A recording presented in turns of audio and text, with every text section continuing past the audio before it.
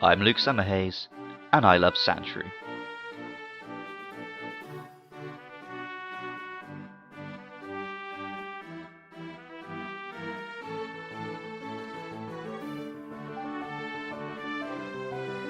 When I spoke about turtles and tortoises in my Squirtle episode, I mentioned that animals with shells are cool because they can be cute and tough at the same time.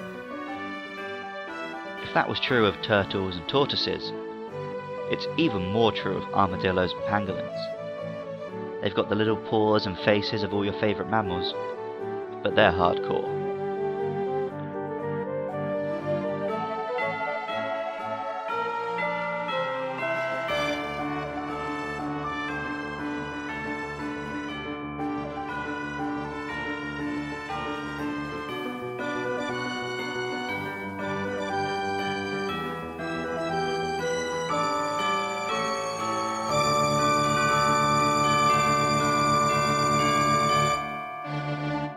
I really do love Sandshrew. He was one of my favourites back in the day.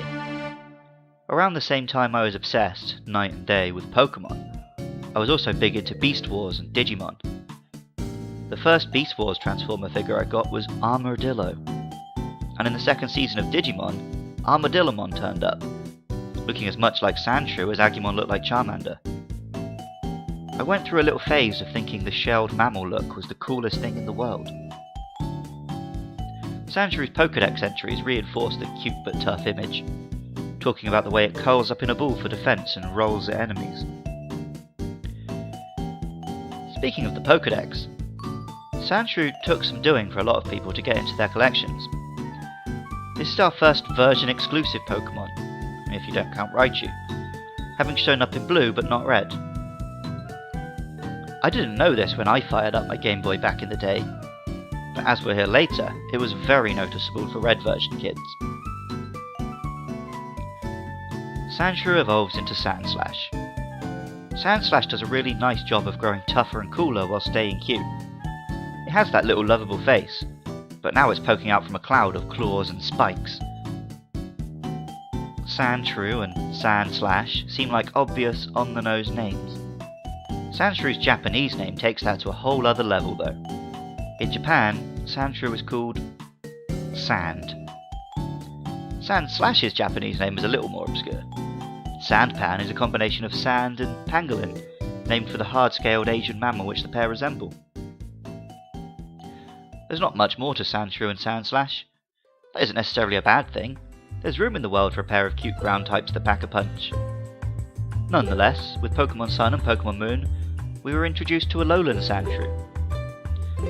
Alolan Sandshrew looks like a Sandshrew with a different colour palette, but the blue-white look and the ice and steel typing is extremely cool and unique. Alolan Sandslash changes things up a little more, looking like a frosty icicle monster.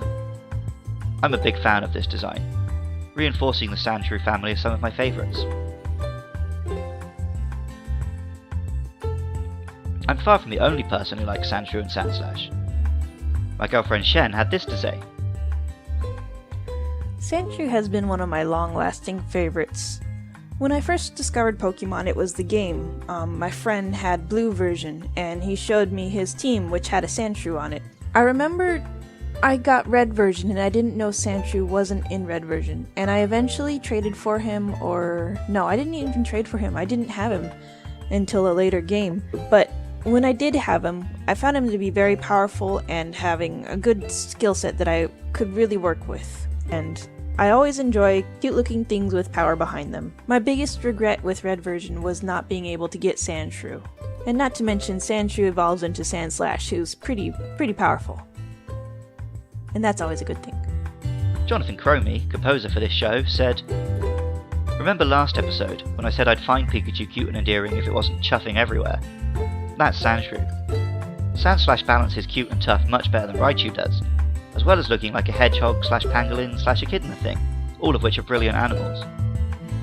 Then it gets ice slash steel typing in Alola, which is very cool, even if the frosty spikes look somewhat off. Definitely two of the better monsters in the original 151. And lastly, friend of the show Andrew Rice got in touch with this. Hi, Luke loves Pokemon. long-term listener Andrew Rice here. I wanted to let you know that